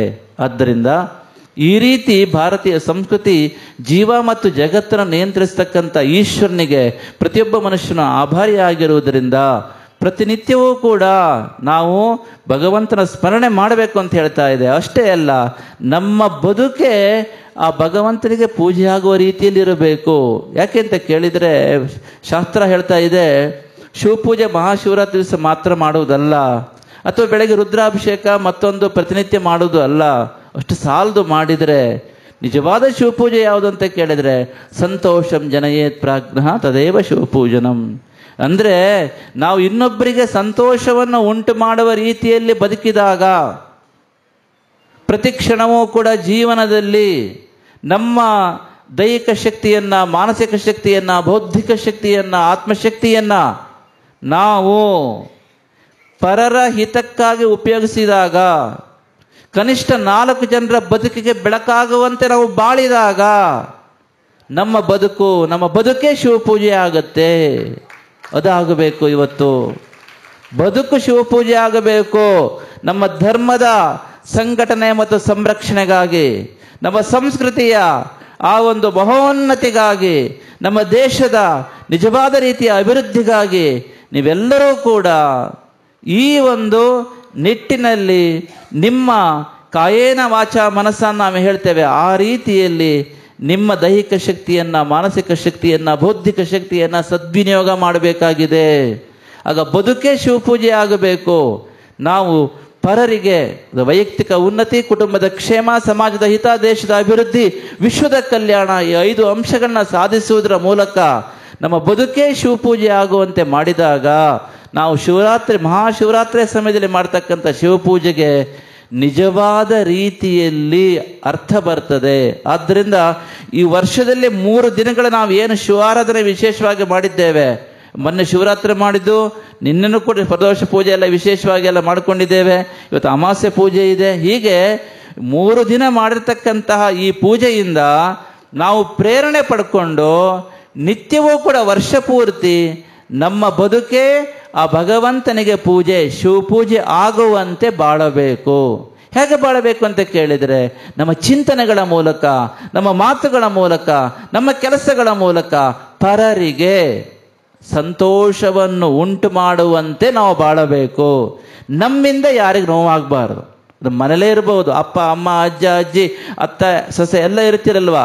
ನಮ್ಮಿಂದ ಇನ್ನೊಬ್ಬರಿಗೆ ನೋವಾಗಬಾರದು. ಮೊದಲು ಮನೇಲಿ ನೋಡ್ಕೊಳ್ಳಿ, ಆಮೇಲೆ ಮುಂದಕ್ಕೆ ಹೋಗುವ. ಮನೆಯಲ್ಲಿ ನಮ್ಮಿಂದ ಯಾರಿಗೂ ಕೂಡ ನೋವಾಗಬಾರದು. ನಾವು ಯಾರಿಗೂ ಮನೆಯಲ್ಲಿ ಮೊದಲು ಹೇಳ್ತಾ ಇದ್ದೇವೆ, ಮನೆಯಲ್ಲಿ ನಿಮ್ಮ ಮನೆ ಮೊದಲು ಸರಿಯಾಗಲಿ. ನಿಮ್ಮ ಕುಟುಂಬದಲ್ಲಿ, ನಿಮ್ಮ ಮನೆಯಲ್ಲಿ ನಿಮ್ಮಿಂದ, ನಿಮ್ಮ ಮಾತಿನಿಂದ, ನಿಮ್ಮ ಕೆಲಸದಿಂದ, ನಿಮ್ಮ ಚಿಂತನೆಗಳಿಂದ, ನಿಮ್ಮ ವರ್ತನೆಗಳಿಂದ ನಿಮ್ಮ ಮನೆಯಲ್ಲಿ ಯಾರಿಗೂ ನೋವಾಗಬಾರದು. ನೋವಾದರೆ ಶಿವಪೂಜೆ ಇಲ್ಲ ಅದು. ಯಾಕೆ ಅಂತ ಕೇಳಿದರೆ, ಇನ್ನೊಂದು ಆತ್ಮಕ್ಕೆ ಸಂತೋಷವನ್ನು, ಇನ್ನೊಂದು ಜೀವಾತ್ಮಕ್ಕೆ ಸಂತೋಷವನ್ನು ಉಂಟು ಮಾಡುವ ರೀತಿಯಲ್ಲಿ ನಾವು ಬದುಕಿದಾಗ ಅದು ಶಿವಪೂಜೆ ಆಗುತ್ತೆ. ಯಾಕೆ ಅಂತ ಕೇಳಿದರೆ, ಶಿವ ಎಲ್ಲರಲ್ಲೂ ಬೆಳಗ್ತಾ ಇದ್ದಾನೆ. ಈಶ್ವರ ಸರ್ವಭೂತಾನಾಂ ಹೃದ್ದೇಶೆ ಅರ್ಜುನ ತಿಷ್ಠತಿ ಅಂತ ಕೃಷ್ಣ ಪರಮಾತ್ಮ ಹೇಳ್ತಾ ಇದ್ದಾನೆ. ಈಶ್ವರ ಅಂದರೆ ಈಶ್ವರ, ದೇವರು ಯಾರು ಬೇಕಾರಾಗಿರ್ಬೋದು. ದೇವರು ಸದಾ ಬೆಳಗ್ತಾ ಎಲ್ಲ ಮಾನವರಲ್ಲೂ ಕೂಡ ಸಮಂ ಸರ್ವೇಶು ಭೂತೇಶು ಅಂತ ಹೇಳಿದ್ದಾರೆ ಕೃಷ್ಣ ಪರಮಾತ್ಮ. ಎಲ್ಲ ಮಾನವರಲ್ಲೂ ಸಮಾನವಾಗಿ ಚೈತನ್ಯ ಸ್ವರೂಪದಲ್ಲಿ, ಆತ್ಮಸ್ವರೂಪದಲ್ಲಿ ಪರಮಾತ್ಮನು ಬೆಳಗ್ತಾ ಇದ್ದಾನೆ. ಪ್ರತಿಕ್ಷಣವೂ ಕೂಡ ದೇವರು ದೇಹವನ್ನು, ಇಂದ್ರಿಯಗಳನ್ನು, ಮನಸ್ಸನ್ನು, ಬುದ್ಧಿಯನ್ನು, ಅಹಂಕಾರವನ್ನು, ಚಿತ್ತವನ್ನು, ಪ್ರಾಣವನ್ನು ಪ್ರತಿಕ್ಷಣವೂ ಸಾಕ್ಷಿ ಚೈತನ್ಯವಾಗಿ ಬೆಳಗ್ತಾ ಇದ್ದಾನೆ. ಆದ್ದರಿಂದ ಒಬ್ಬರ ಮನಸ್ಸಿಗೆ ನೋವು ಮಾಡಿದು ಅಂತ ಹೇಳಿದರೆ, ನೀವು ಪರೋಕ್ಷವಾಗಿ ಶಿವನಿಗೆ ನೋವನ್ನು ಉಂಟು ಮಾಡಿದಂತೆ ಆಗುತ್ತದೆ. ಸ್ಪಷ್ಟವಾಗಿ ಗೊತ್ತಿರಬೇಕು. ಇದು ಮನೆಯಲ್ಲ ಸರಿ ಮಾಡ್ಕೊಳ್ಳಿ. ಮೊದಲು ಮನೆ ಆದುಕೊಳ್ಳೆ ಒಂದು ಸ್ಟೆಪ್ ಹೊರಗೆ ಹೋಗಿ. ನಿಮ್ಮ ಕುಟುಂಬದಲ್ಲಿ 20 ಮನೆ ಇರ್ಬೋದು. ನಿಮ್ಮ ಕುಟುಂಬನೇ, ಚಿಕ್ಕಪ್ಪ ದೊಡ್ಡಪ್ಪ ಮತ್ತೊಬ್ಬರು ಮಗದವರೆಲ್ಲ ಸೇರಿ ಒಂದು ಕುಟುಂಬ ಆಗುತ್ತೆ. ಮನೆಗಳು ಸೇರಿ ಕುಟುಂಬ ಆಗೋದು, ಕುಟುಂಬ ಸೇರಿ ಸಮಾಜ ಆಗುತ್ತೆ ಅನ್ಕೊಳ್ಳಿ. ಮತ್ತು ಕುಟುಂಬದಲ್ಲಿ ನೋಡಿ, ಎಷ್ಟು ನೋಡಿದ್ರು ಈಗ 20-30% ಕೋರ್ಟ್ನಲ್ಲಿ ಇರ್ತಕ್ಕಂಥ ಕೇಸು ಯಾರದ್ದು ಅಂತ ಕೇಳಿದರೆ, ರಕ್ತ ಹಂಚಿಕೊಂಡು ಹುಟ್ಟಿರ್ತಕ್ಕಂಥವರೇ ಕೇಸ್ ಹಾಕ್ಕೊಂಡಿದ್ದೀರಿ. ಇಲ್ವಾ? ಇಲ್ಲಿ ನೋಡಿ, ಕೈ ಎತ್ತಿ ಆ ಥರ ಎಷ್ಟು ಕೇಸ್ ಹಾಕಿದ್ದೀರಿ ಅಂತ. ಯಾರು ಹಾಕಿರ್ತೀರಿ ನೀವು, ಸುಮ್ಮನೆ ಯಾರು ಎತ್ತದಿಲ್ಲ. ಇರಲಿ, ಪರವಾಗಿಲ್ರಿ, ಎತ್ತರಿ ನೋಡುವ. ಯಾರು ಹಾಕಿಲ್ವಾ? ತುಂಬ ಸಂತೋಷ ರೀ, ನಿಜವಾಗಿ. ಇಲ್ಲ, ಖಂಡಿತ ಹಾಕಿರ್ತೀರಿ ಯಾರೊಬ್ಬರು ನಿಮ್ಮನ್ನು. ಶಬರೀಶ್ ಏನು ಹೇಳ್ತೀರಲ್ವಾ? ಹಾಕಿರ್ತಾರೆ. ಹಾಕೋದು ಯಾರಿಗೆ ಗೊತ್ತುಂಟಾ? ರಕ್ತ ಹಂಚ್ಕೊಂಡು ಹುಟ್ಟಿರ್ತಕ್ಕಂಥವ್ರನ್ನೇ ಪ್ರೀತಿ ಮಾಡಿಲ್ಲ ಅಂದಮೇಲೆ ನೀವು ಸಮಾಜ ಏನು ಪ್ರೀತಿ ಮಾಡ್ತೀರಿ? ನೀವು ಊರನ್ನ ಏನು ಪ್ರೀತಿ ಮಾಡ್ತೀರಿ? ದೇಶ ಏನು ಪ್ರೀತಿ ಮಾಡ್ತೀರಿ? ಯೋಚನೆ ಮಾಡಿದ್ದೀರಾ? 5 ನಿಮಿಷ ಕೂತ್ಕೊಂಡು ಪ್ರೀತಿಯಿಂದ ಮಾತಾಡಿಕೊಂಡ್ರೆ ನಿಮ್ಮ ಸಮಸ್ಯೆ ತೀರಿ ಹೋಗುತ್ತೆ. ನಿಮ್ಗೆ ಹಾಗಲ್ಲ, ಅಹಂಕಾರ ಅಡ್ಡಿ ಬರುತ್ತೆ. ಅವನಿಗೆ ಬುದ್ಧಿ ಕಲಿಸ್ಲೇಬೇಕು ಅಂತ. ಬುದ್ಧಿ ಅವನು ಕಲಿಸೋದಲ್ಲ, ಜೀವನೇ ಆಗೋಗಿರುತ್ತೆ. 20-30 ವರ್ಷ ಆದರೂ ಭಾರತೀಯ ನ್ಯಾಯಾಂಗ ವ್ಯವಸ್ಥೆ ಹೇಗಿದೆ ಇಲ್ಲಿ? ಭಾರತೀಯ ನ್ಯಾಯಾಂಗ ವ್ಯವಸ್ಥೆ ತುಂಬ ಸ್ಲೋ ಆಗಿದೆ ಇಲ್ಲಿ. ಹೌದಾ? ಒಂದು ಸಿವಿಲ್ ಕೇಸ್ ಹಾಕಿದರೆ ಆಯಸ್ಸು ಕಳೆದು ಹೋಗುತ್ತೆ ಹೊರತು ಕೇರ್ತೇನು ವಿಲೇವಾರಿ ಆಗೋದಿಲ್ಲ. ಹೌದಾ? ಹಾಗಿರೋ ಮತ್ತೆ ಯಾಕೆ ಸುಮ್ಮನೆ ಲಾಯರ್ ದುಡ್ಡು ಕೊಟ್ಟು ಟೆನ್ಷನ್ ಮಾಡಿಕೊಂಡು ಅಲ್ಲಿ ಓಡಾಟ ಮಾಡಿ, ಅದು ಮಾಡಿ, ಇದು ಮಾಡಿ, ಹೆಚ್ಚೋ ಕಡಿಮೆನೋ ಎಂತೆ ಬೇಕಾರಾಗಲಿ, ದೇವ್ರು ಕೊಟ್ಟಿದ್ದು ನಮಗೆ ಕೊಟ್ಟು, ಇಲ್ಲ ಇಷ್ಟು ಕೊಟ್ಟರೆ ಇಷ್ಟು ಬಂತ ಬರಲಿ ಸಂತೋಷ, ಅದನ್ನು ಇಷ್ಟ ಬೆಳೆಸುವಂಥ ಛಲ ಇಟ್ಟುಕೊಂಡು ಹೋರಾಟ ಮಾಡೋದು ಬಿಟ್ಕೊಂಡು ಸುಮ್ಮನೆ ಕೇಸ್ ಹಾಕ್ಕೊಂಡು ಇದ್ದದ್ದ ದುಡ್ಡು ಬೆಲ್ಲ ಲಾಯರಿಗೆ ಕೊಟ್ಟುಕೊಂಡು ಕೊನೆ ಕೇಸ್ ಸೋತು ಹೋದರೆ ಎಲ್ಲವೂ ಕಳ್ಕೊಳ್ಳುತ್ತೆ, ಆರೋಗ್ಯನೂ ಹಾಳಾಗುತ್ತೆ. ಇದು ನಮ್ಮ ಪರಿಸ್ಥಿತಿ ಇದೆ. ಆಗಬಾರದು. ಮೊದಲು ಮನೆ ಚೆನ್ನಾಗಿರಬೇಕು, ಕುಟುಂಬ ಚೆನ್ನಾಗಿರಬೇಕು. ಇದು ನೀವು ನಿಜವಾದ ಶಿವಪೂಜೆ. ನೋಡಿ, ಇವತ್ತು ಯಾರಾಯ್ತು ಸಂತಾನಕ್ಕೆ ಹೊರಟು ಬಿಡಿ, ಖಂಡಿತ ಒಳ್ಳೇದಾಗತ್ತೆ. ಕೇಸ್ ಬಿಟ್ಟುಬಿಡಿ. ಅರ್ಧ ಬಂದರೆ ಸಾಕು, ಅವರಿಗೆ ಬಿಟ್ಟು ಕೊಡುವ, ಅವರು ಅನುಭವಿಸ್ಲಿ. ನಾವೆಲ್ಲ ಭೂಮಿ ಮೇಲೆ ಬಂದಿದ್ದೇವೆ, ಎಷ್ಟು ದಿವಸ ಇರ್ತೀವಿ ಅಂತ ಯಾರಿಗೆ ಗೊತ್ತು ಅಲ್ವಾ? ಬಂದಷ್ಟು ದಿವಸ ಚೆನ್ನಾಗಿರುವುದು. ನಾವೇನು ಬರುವತ್ತಿಗೆ ತಗೊಂಬಂದಿದ್ದೀವ, ಹೋಗೋತ್ತಿಗೆ ತಗೊಂಡ್ಕೊಂಡು ಹೋಗ್ತೀವ? ಹೇಳಿ ನೋಡಿ, ಇಲ್ಲ ತಾನೆ. ಶಿವ ಕೊಟ್ಟಿದ್ದಾನೆ, ಶಿವ ತೆಗೆದುಕೊಳ್ತಾನೆ. ಆದ್ದರಿಂದ ಕೇಸ್ ಯಾಕೆ? ಮತ್ತೆ ಬಂದರು ಬರಲಿ, ಬಿಟ್ಟರು ಬಿಡಲಿ. ಆದ್ದರಿಂದ ನಾವು ಕೇಸ್ ಹಾಕಬಾರ್ದು. ಅದರಿಂದ ಮೊದಲು ಕುಟುಂಬದ ಕೇಸ್ ಮೊದಲು ತೆಗೀರಿ, ಮತ್ತೆ ನೆರೆಹೊರೆಯರು ತೆಗೀರಿ. ಎಲ್ಲ ಒಂದೇ ಅಲ್ವಾ? ಮನುಷ್ಯರೆಲ್ಲರೂ ಒಂದೇ, ಎಲ್ಲರ ಮೇಲೂ ಸಮಾನವಾದ ಪ್ರೀತಿ ಇರಬೇಕು. ಆದ್ದರಿಂದ ನೆರೆಹೊರೆಯವರ ಮೇಲೆ ಕೇಸ್ ಹಾಕಿ ಹೋಗಬೇಡಿ. ಕುಟುಂಬದಲ್ಲಿ ನಾವೇ ಚಿಕ್ಕಪ್ಪ ದೊಡ್ಡಪ್ಪ ಮಕ್ಕಳು ಕೇಸ್ ಹಾಕೊಳ್ಳೋದು ಬೇಡವೇ ಬೇಡ. ನಾವು ಯಾವಾಗಲೂ ಹೇಳ್ತಿರ್ತೇವೆ, ಭಾರತ ಉದ್ಧಾರ ಆಗಬೇಕು ಅಂತಾದರೆ ಭಾರತದಲ್ಲಿ ಒಳ್ಳೆ ಹೈಟೆಕ್ ಆಸ್ಪತ್ರೆ ಎಲ್ಲ ಊರಲ್ಲಿ ಇರಬೇಕು, ಅದರ ಆಸ್ಪತ್ರೆ ಮಾತ್ರ ಖಾಲಿ ಹೊಡಿತಾ ಇರಬೇಕು. ಹಾಗೆಯೇ ಫುಲ್ಲು ನಮ್ಮ ಭಾರತದಲ್ಲಿ ಕೋರ್ಟ್ ಎಲ್ಲ ಕಡೆ ಇದೆ, ಆದರೆ ಜಡ್ಜಸ್ಸೇ ಇರುವುದಿಲ್ಲ. ಬೆಂಚಲ್ಲಿ ಖಾಲಿ ಖಾಲಿ ಖಾಲಿ ಖಾಲಿ. ಯಾವ ನೋಡಿದ್ರು ಇಷ್ಟು ಅಪಾಯಿಂಟ್ಮೆಂಟ್ ಮಾಡಬೇಕು ಅಂತ ಹೇಳ್ತಾ ಇರ್ತಾರೆ. ಇನ್ನೊಂದೆಂತ ಗೊತ್ತುಂಟಾ, ಭಾರತದ ಎಲ್ಲ ಕಡೆ ಒಳ್ಳೊಳ್ಳೆ ಕೋರ್ಟ್ ಇರಬೇಕು, ಜಡ್ಜಸ್ಸು ಕೂಡ ಫುಲ್ ಬೆಂಚಲ್ಲಿ ಇರಬೇಕು. ಆದರೆ ಹೈಕೋರ್ಟಲ್ಲಿ, ಸುಪ್ರೀಂ ಕೋರ್ಟಲ್ಲಿ ಯಾರು ಇರಬಾರದು, ಖಾಲಿ ಹೊಡಿತಾ ಇರಬೇಕು. ಆಗ ಭಾರತ ಚೆನ್ನಾಗಿತ್ತು ಅಂತ ಲೆಕ್ಕ. ಭಾರತ ಚೆನ್ನಾಗಿರ್ಬೇಕು ಎರಡು ಏನು ಗೊತ್ತುಂಟಾ, ಒಂದು ಹೈಟೆಕ್ ಆಸ್ಪತ್ರೆ ಇರಬೇಕು, ಆಸ್ಪತ್ರೆಯಲ್ಲಿ ಯಾರು ಇರಬಾರ್ದು. ಫುಲ್ ಬೆಂಚಲ್ಲಿ ಜಡ್ಜಸ್ ಇರಬೇಕು, ಕೋರ್ಟಲ್ಲಿ ಮಾತ್ರ ಯಾರು ಇರಬಾರ್ದು. ಆವಾಗ ಭಾರತ ಚೆನ್ನಾಗಾಯ್ತು ಅಂತ ಅರ್ಥ. ಈಗ ನಾವು ಹಾಗಲ್ಲ, ಅದು ಸಂತೆ ಆಗಿ ಹೋಗಿದೆ. ಆಸ್ಪತ್ರೆನೂ ಸಂತೆ ಆಯಿತು, ಕೋರ್ಟು ಸಂತೆ ಆಯಿತು. ಅರ್ಥ ಏನು? ನಾವು ನಮ್ಮ ಸಂಸ್ಕೃತಿಯನ್ನು ಬಿಟ್ಟುಕೊಡ್ತಾ ಇದ್ದೇವೆ, ಪ್ರಕೃತಿಗೆ ವಿರುದ್ಧವಾಗಿ ಬದುಕ್ತಾ ಇದ್ದೇವೆ, ಮನೆಯನ್ನೇ ಮೆಡಿಕಲ್ ಶಾಪ್ ಮಾಡಿಕೊಂಡಿದ್ದೇವೆ. ಇದು ನಮ್ಮ ಪರಿಸ್ಥಿತಿ ಅಲ್ವಾ? ಭಾರತೀಯರು ಯಾವತ್ತೂ ಶರೀರ ಮಾಧ್ಯಮ ಖಲು ಧರ್ಮ ಸಾಧನ ಅಂತ ಹೇಳಿದ್ದಾರೆ. ಸ್ವಾಸ್ಥ್ಯ ಅಂತ ಹೇಳುವುದು ಕೇವಲ ಮಾನಸಿಕ ಮತ್ತು ದೈಹಿಕ ಆರೋಗ್ಯ ಎರಡು ಸೇರಿದ್ರೆ ನಿಜವಾದ ಆರೋಗ್ಯ ಅಂತ ಹೇಳ್ತಾ ಇದೆ ಭಾರತೀಯ ಸಂಸ್ಕೃತಿ. ಮಾನಸಿಕ ಆರೋಗ್ಯ ಮತ್ತು ದೈಹಿಕ ಆರೋಗ್ಯ ಎರಡೂ ಚೆನ್ನಾಗಿದ್ರೆ ಅದು ಆರೋಗ್ಯವಂತೆ. ಆದ್ದರಿಂದ ಅಂತಹ ಆರೋಗ್ಯವಂತ ಸಮಾಜಕ್ಕಾಗಿ ಆಯುರ್ವೇದ ಶಾಸ್ತ್ರವನ್ನು ಕೊಟ್ಟಿರ್ತಕ್ಕಂತಹ ಸಂಸ್ಕೃತಿಗೆ ನಾವು ಸೇರಿದ್ದೇವೆ. ಆದರೆ ಇವತ್ತು ನಾವು ದುಡಿದಿರ್ತಕ್ಕಂಥ 20% ಹಣವನ್ನು ನಾವು ಒಂದು ದಿವಸ ಮೆಡಿಕಲ್ ಶಾಪಿಗೆ, ಡಾಕ್ಟ್ರಿಗೆ ಕೊಡ್ತಾ ಇದ್ದೇವೆ. ಅಂದರೆ ಯೋಚನೆ ಮಾಡಿ, ನಾವು ಎಲ್ಲೋ ಒಂದು ಕಡೆಯಿಂದ ನಮ್ಮ ಸಂಸ್ಕೃತಿಯನ್ನು ಬಿಡ್ತಾ ಇದ್ದೇವೆ. ಆದ್ದರಿಂದ ಶಿವಪೂಜೆ ಆಗಬೇಕು ಅಂತ ಏನು ಮಾಡಬೇಕು ಅಂತ ಕೇಳಿದರೆ, ನಮ್ಮ ಬದುಕು ಪ್ರತಿನಿತ್ಯವೂ ಇನ್ನೊಬ್ಬರಿಗೆ ಸಂತೋಷವನ್ನು ಉಂಟು ಮಾಡುವಂತೆ ಇರಬೇಕು. ಅದಕ್ಕೆ ಹೇಳಿದ್ದಾರೆ ಹಿರಿಯರು, ಸಂತೋಷವನ್ನು ಉಂಟು ಮಾಡುವ ರೀತಿಯಲ್ಲಿ ಇದ್ದಾಗ ಬದುಕೇ ಶಿವಪೂಜೆ ಆಗುತ್ತೆ. ಆ ರೀತಿ ಬಾಳಲಿಕ್ಕೆ ಪ್ರತಿಯೊಬ್ಬರು ಪ್ರಯತ್ನ ಪಡಬೇಕು ಅಂತ ಹೇಳ್ತಾ, ನೀವೆಲ್ಲರೂ ಕೂಡ ಅತ್ಯಂತ ಒಳ್ಳೆಯ ಸಂಸ್ಕಾರವನ್ನು ಇಟ್ಕೊಂಡಿದ್ದೀರಿ. ವಿಶೇಷ ಹೇಳಬೇಕು ಅಂತಂದರೆ ನಿಮ್ಮ ಮಕ್ಕಳಿಗೆ ಆ ಸಂಸ್ಕಾರವನ್ನು ಕಲಿಸ್ಕೊಡ್ಬೇಕಾಗಿದೆ. ಇದು ಬಹಳ ಬಹಳ ಮುಖ್ಯ.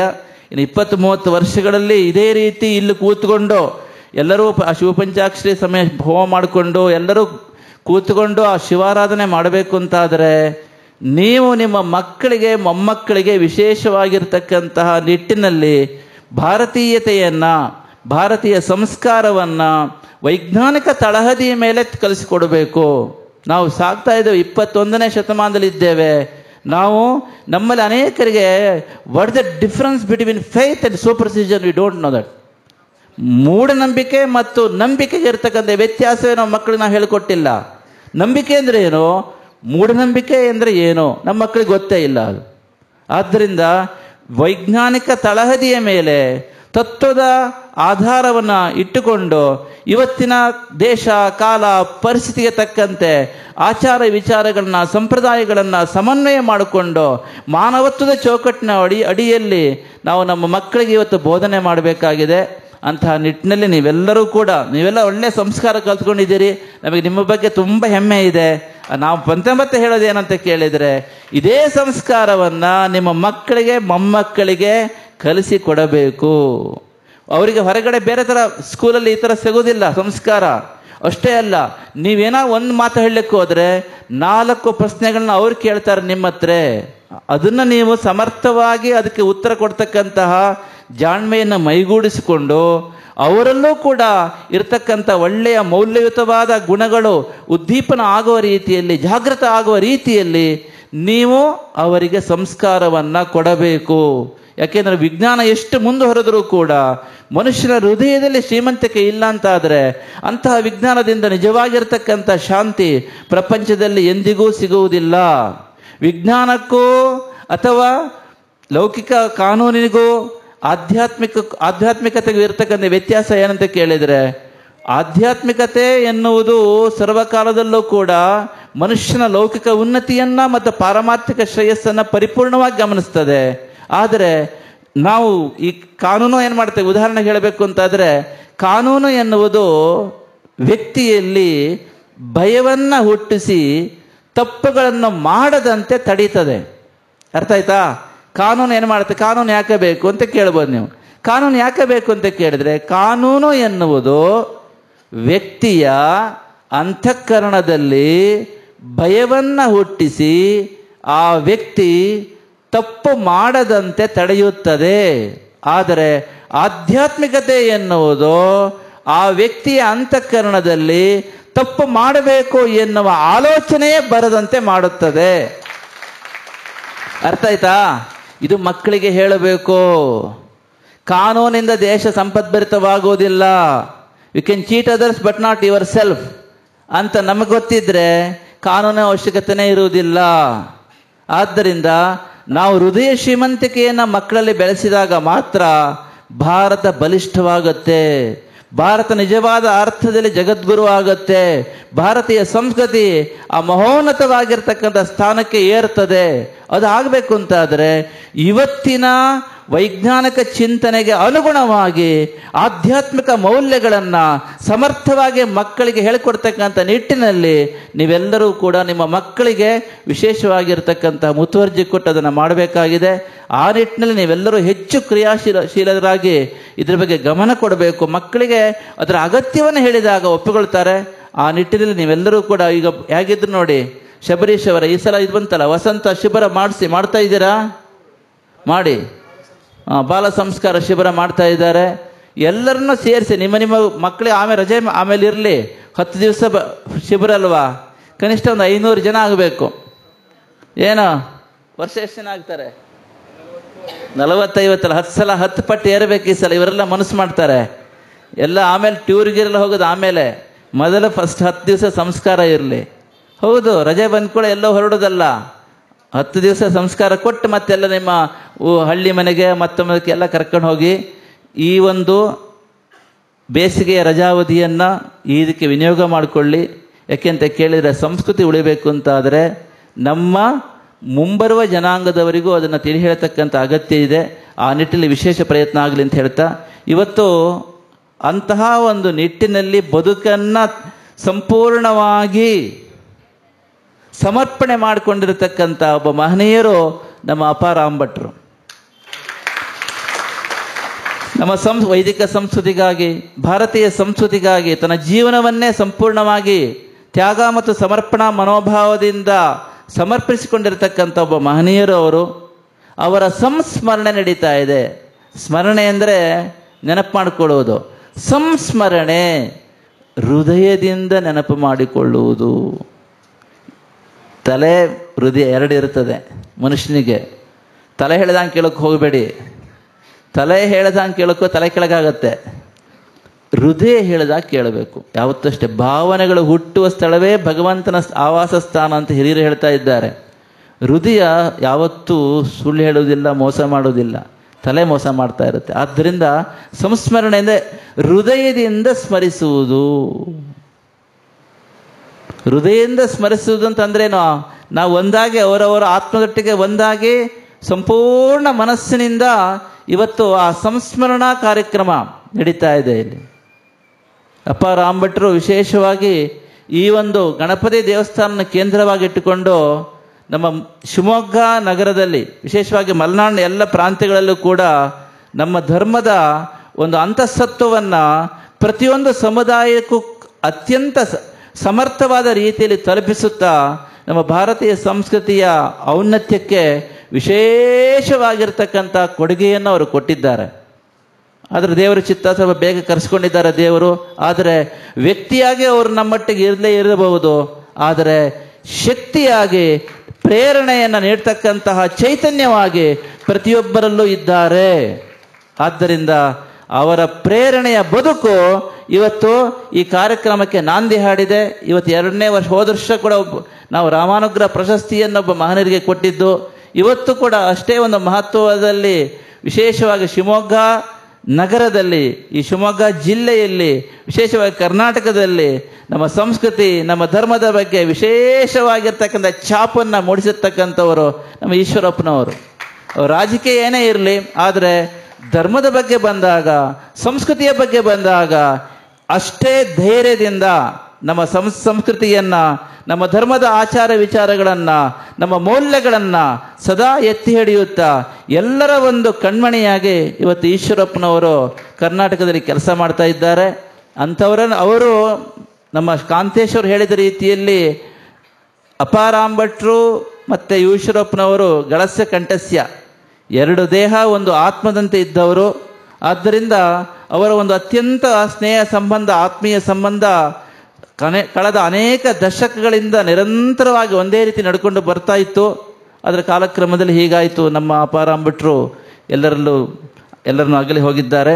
ಆದರೆ ಇವತ್ತು ನಿಜವಾದ ರೀತಿಯಲ್ಲಿ ಇವತ್ತು ಸಂಸ್ಮರಣೆಯ ಮೂಲಕ ಅವರಿಗೆ ರಾಮಾನುಗ್ರಹ ಪ್ರಶಸ್ತಿಯನ್ನು ನಮ್ಮ ಈಶ್ವರಪ್ಪರಿಗೆ ಕೊಡ್ತಾ ಇದ್ದೀರಿ. ಇದು ನಾವು ಹೇಳ್ತಾ ಇದ್ದೇವೆ, ಅಪಾರಾಂಭಟ್ರಿಗೆ ತಾವೆಲ್ಲರೂ ಕೊಡ್ತಕ್ಕ ನಿಜವಾದ ಗುರು ಕಾಣಿಕೆಯಾಗಿದೆ ಅಂತ ಈ ಸಂದರ್ಭ ನಾವು ಹೇಳ್ತಾ ಇದ್ದೇವೆ. ಅವರ ಆತ್ಮಕ್ಕೆ ಇವತ್ತು ನಿಜವಾದ ಅರ್ಥದಲ್ಲಿ ಶಾಂತಿ ಸಿಕ್ಕಿದೆ. ಆದ್ದರಿಂದ ಈಶ್ವರಪ್ಪನವರು ಬರಬೇಕಿತ್ತು, ಇವತ್ತು ಕಾರಣಾಂತರಗಳಿಂದ ಬೇರೊಂದು ಕಾರ್ಯಕ್ರಮದಲ್ಲಿದ್ದಾರೆ. ಅವರಿಗೂ ಈ ಅನುಪಸ್ಥಿತಿಯಲ್ಲಿ ನಮ್ಮ ವಿಶೇಷವಾಗಿರ್ತಕ್ಕಂಥ ಆಶೀರ್ವಾದ ತಿಳಿಸುತ್ತಾ, ನಮ್ಮ ನಾಡು ನುಡಿ ಸಂಸ್ಕೃತಿಗೆ, ನಮ್ಮ ದೇಶಕ್ಕೆ ವಿಶೇಷವಾದ ಸೇವೆಯನ್ನು ಸಲ್ಲಿಸ್ತಕ್ಕಂಥ ಶಕ್ತಿಯನ್ನು ಭಗವಂತ ಅವರಿಗೆ ನಿರಂತರವಾಗಿ ಅನುಗ್ರಹಿಸಲಿ ಅಂತ ಈಶ್ವರಪ್ಪನವರಿಗೆ ವಿಶೇಷವಾಗಿರ್ತಕ್ಕಂಥ ಆಶೀರ್ವಾದಗಳನ್ನ ಮಾಡ್ತಾ ಇದ್ದೇವೆ. ಹಾಗೆ ಅವರ ಕುಟುಂಬದವರೆಲ್ಲರೂ ಇದ್ದಾರೆ. ನಮ್ಮ ಜಯಲಕ್ಷ್ಮಿ ಅಮ್ಮ ಇದ್ದಾರೆ, ನಮ್ಮ ಕಾಂತೇಶ್ ಇದ್ದಾರೆ, ಹಾಗೆ ಕುಟುಂಬದಲ್ಲಿ ಎಲ್ಲರೂ ಕೂಡ ಇದ್ದಾರೆ. ಅವರಿಗೂ ಕೂಡ ವಿಶೇಷ, ಕಾಂತೇಶ್ ಅವರಿಗೂ ಕೂಡ ನಮ್ಮ ಈ ಒಂದು ದೇಶದ, ಈ ಒಂದು ರಾಜ್ಯದ, ಈ ಒಂದು ಶಿವಮೊಗ್ಗ ನಗರದ ಸೇವೆಯನ್ನು ಮಾಡ್ತಕ್ಕಂಥ ಶಕ್ತಿಯನ್ನು ಪರಮಾತ್ಮ ಇನ್ನೂ ಹೆಚ್ಚಿನ ರೀತಿಯಲ್ಲಿ ಅನುಗ್ರಹಿಸಲಿ ಅಂತ ಈ ಸಂದರ್ಭದಲ್ಲಿ ಶಿವ ಪರಮಾತ್ಮನ ಪ್ರಾರ್ಥನೆ ಮಾಡಿಕೊಳ್ತಾ ಇದ್ದೇವೆ. ಹಾಗೆ ಇವತ್ತಿನ ಕಾರ್ಯಕ್ರಮದಲ್ಲಿ ಪಾಂಡೆಯವರಿದ್ದಾರೆ. ವಿಶೇಷವಾಗಿ ಈಗ ತಾನೇ ಕಾಣಿಸ್ತಾ ಇದ್ದಾರೆ ಪಾಂಡೆಯವರು.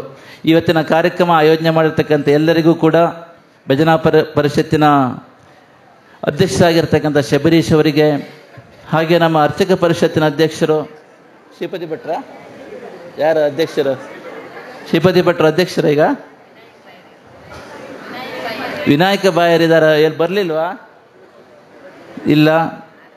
ಹಾಗೆ ನಮ್ಮ ಸಂಗೀತ ಇವರು ನಮ್ಮ ನಾಗರಾಜ್ ಅವರಿದ್ದಾರೆ. ಹೀಗೆ ವಿಶೇಷವಾಗಿ ಎಲ್ಲರೂ ಕೂಡ ಸೇರಿ ಇವತ್ತಿನ ಒಳ್ಳೆಯ ಕಾರ್ಯಕ್ರಮ ಮಾಡ್ತಾ ಇದ್ದೀರಿ.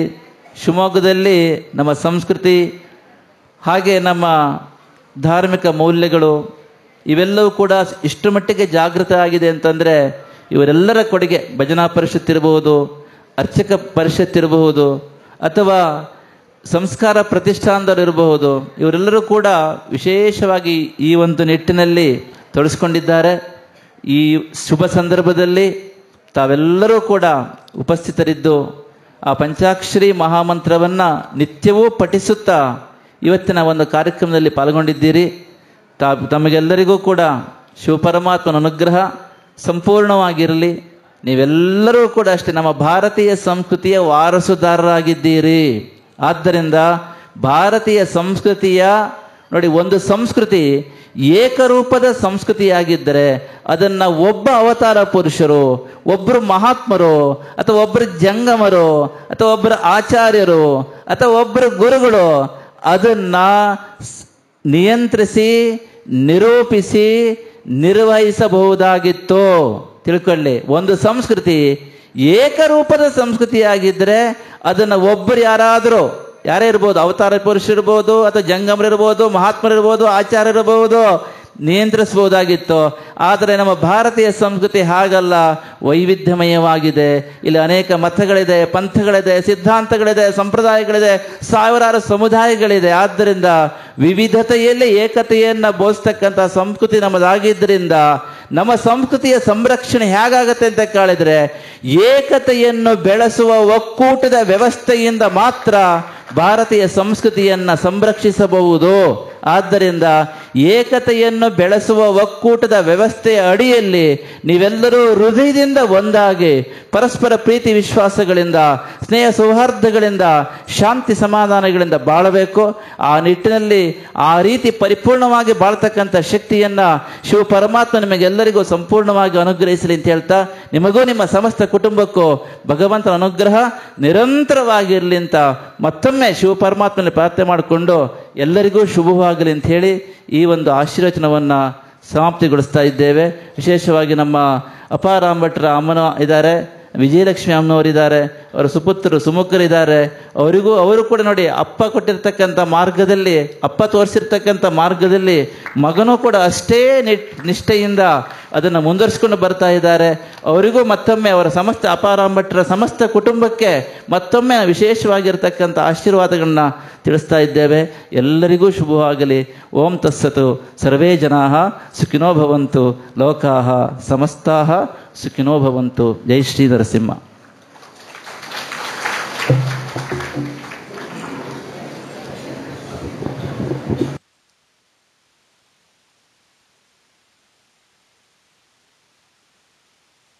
ಸುರೇಶ್ ಭಟ್